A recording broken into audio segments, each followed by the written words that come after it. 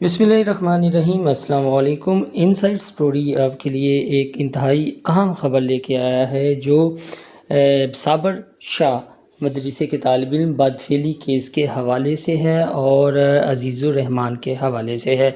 अदालत के हुक्म पर साबर शाह और जो मुल्ज़िम हैं अजीज़ुर रहमान, उनके DNA रिपोर्ट का कहा गया था, तो दोनों की DNA रिपोर्ट आ गई है।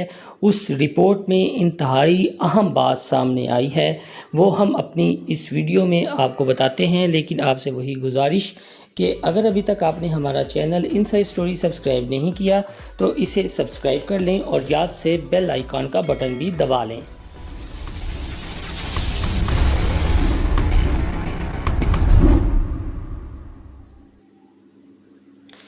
अब आपको बताते हैं उस DNA रिपोर्ट के हवाले से जो अदालत के हुक्म पर तालिब इल्म साबर शाह और अजीज़ुर रहमान की करवाई गई है।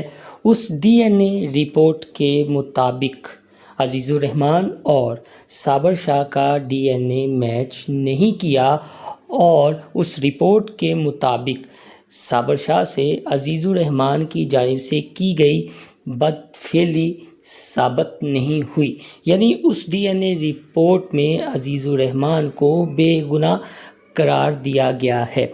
हम एक बार फिर आपको बताते हैं कि जो DNA रिपोर्ट अदालत की जानिब से करवाने का हुक्म दिया गया था वो रिपोर्ट आ गई है और उस रिपोर्ट के मुताबिक अजीज़ुर रहमान और उनके तालिब इल्म साबर शाह का DNA मैच नहीं हो सका।